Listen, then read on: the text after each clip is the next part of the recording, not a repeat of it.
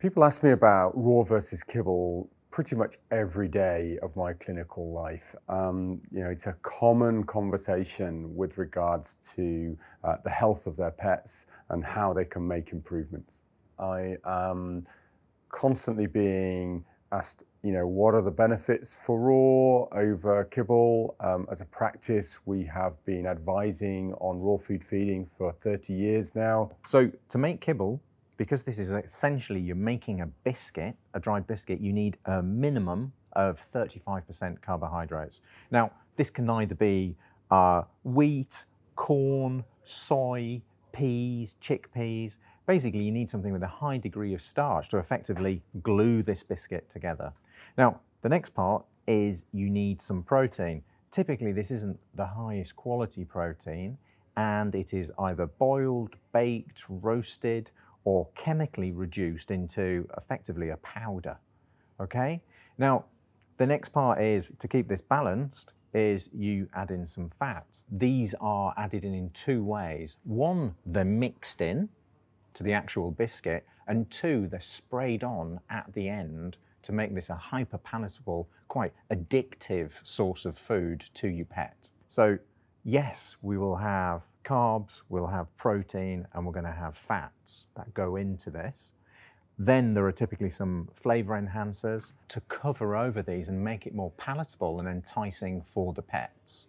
There may be some salts, and there'll be some things to stop the kibble going moldy when it stays in a bag for months on a shelf, and this can be rosemary extract or a kind of citric acid. So this is a great question. Kibble's actually prepared using what they call a giant kibble kettle.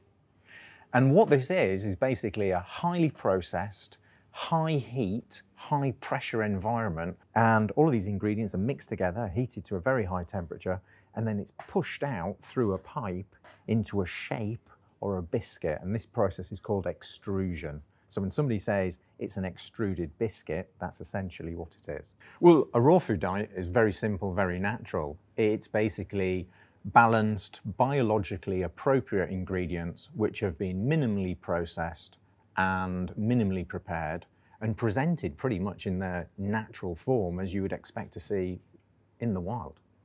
There's varying percentages, but typically it consists of a muscle meat, organs, which we will also know as offal, and these can be liver, kidney, heart, lungs, spleen, and other organs, all of which are exceptionally nutrient dense. In fact, the nutrient density in liver is such that you can only have up to 5% in the total mix. Otherwise, you could overload your dog on vitamin A. So, alongside with that, you'll have finely ground bone for calcium, phosphorus, and other minerals. You're going to have some seasonal vegetables. Now, people often say, well, these aren't available to pets in the wild. Well, there's two benefits to including these in the diet. One is they're full of antioxidants and polyphenols, which are great at neutralizing free radicals, but also they provide fibers to grow really beneficial bacteria which protect your pet. This helps prevent them, helps protect them from certain viruses, bacteria, muddy water, all of these things. This contributes to a happy, healthier, longer life. Raw is minimally prepared. So in the instance of Bella and Duke, which is industry leading, we will take the freshest ingredients, frozen at source, and these remain frozen throughout the process. So by the time the customer receives these at home, all they need to do is defrost them. Now, in terms of preparation, if you imagine a beautiful big steel mixing bowl, all of these items are sliced, diced, minced, mixed together so that they're equally distributed within the packet, and then safely and conveniently packeted into portions. The convenience, storage, I guess this can stay in a bag or in a plastic bin, but that itself leaves it prey to molds and bacteria. A raw food needs to remain frozen until you're going to use it. You defrost it conveniently overnight.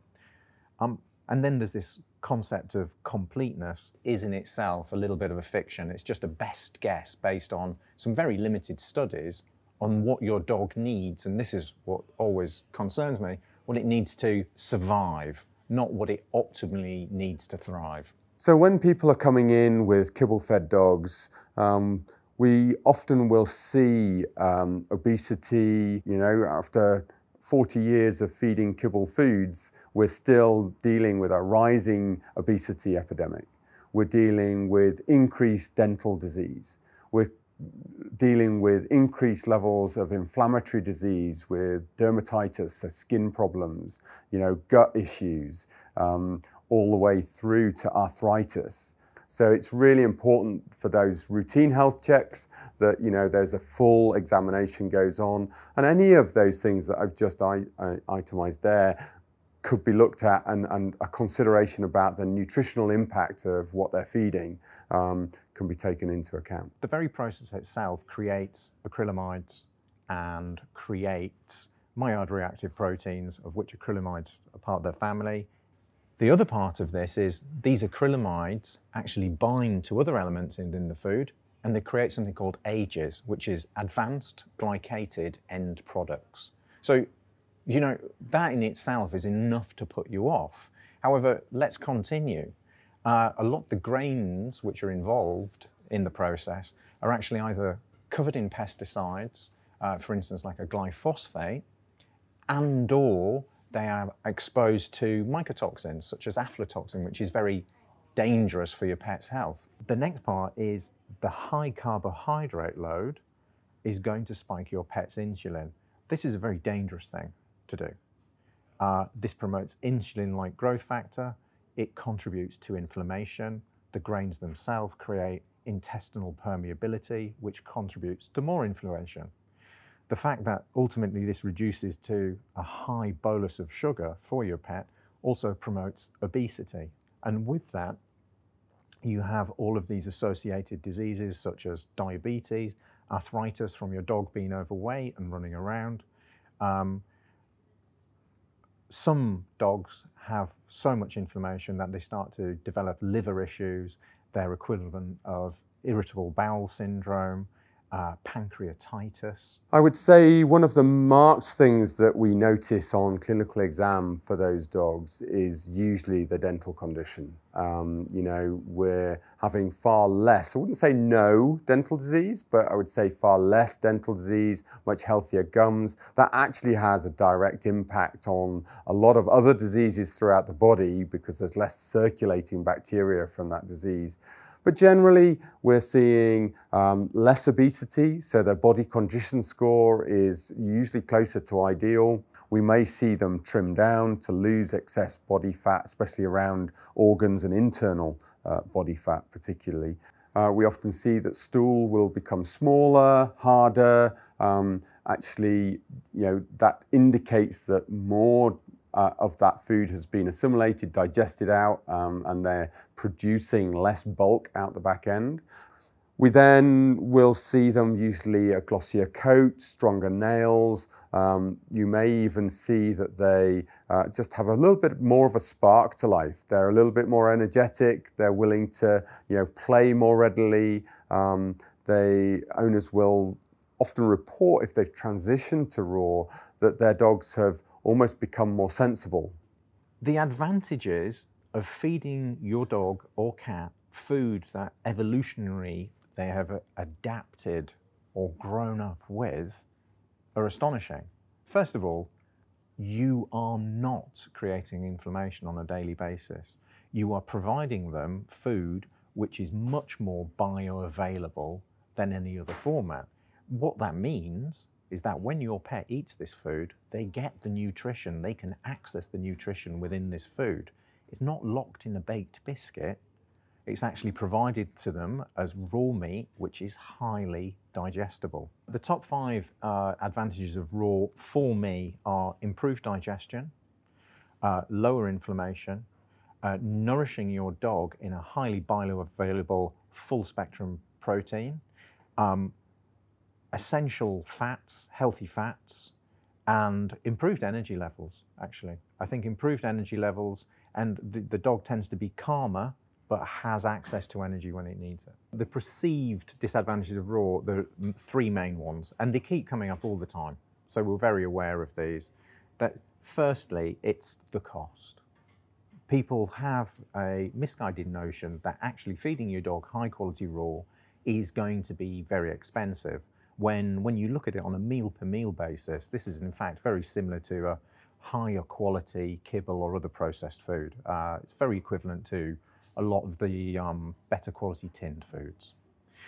The other one is the convenience. They think, oh my goodness, it's going to be messy and I have to defrost it. In fact, it's very easy to keep it safely in the freezer and just defrost it overnight. The other and final perceived disadvantage is that somehow your pet or your home will be contaminated with bacteria. And people have a genuine concern about this. I understand that. When I was new to raw feeding, I went through the same process. In fact, because it's been frozen and it's part of the raw safe process, it's actually much safer than nearly all the other food you have in your fridge. And if you look at the recent studies coming out of Helsinki, they've shown that there were 0 cases of contamination in effectively 90,000 cases. And just to reassure you further, we've recently been part of a nationwide recognised scheme backed by vets called the Raw Safe, which means all of the food involved in the Bella and Duke raw food recipes is scrutinised, tested. I will always talk to owners about foods and what their lifestyle is about and help them to understand the difference between short-term convenience and long-term health. And 9 times out of 10, they almost persuade themselves that the raw, fresh option is always going to be the better food. I would go beyond that. I would recommend raw and highly recommend people to never feed their dog kibble. There have been studies that have shown that there is very little difference between looking at mixing a dog across slowly to suddenly transitioning them, or even giving them a starvation period with some bone broths and then moving them onto raw. It seems about 10% of cases are liable to have a small transitory gut upset, which may last less than 12 hours before they're then into all of the benefits to better digestion. It sort of stems from a historic thing that when we change between kibble foods, that we may transition slowly, take 10 days, mix 1/3 of new food into 2/3 of old. And by all means, if you feel anxious and you want to go through that, that's a way of transitioning them. And I certainly would say over 10 days, I would not be super anxious about that transition using kibble alongside raw. But be assured, when we've studied it, you still get about 10% of dogs that will get an upset, regardless of which way you transition them. So for many of my patients, I will say, look, stop the kibble, choose a good raw, start feeding it the next day. And literally, if you want to make it a little bit more appetizing or give them something to encourage them to enjoy the new food, then by all means warm some bone broth and to apply that to the raw food at that point.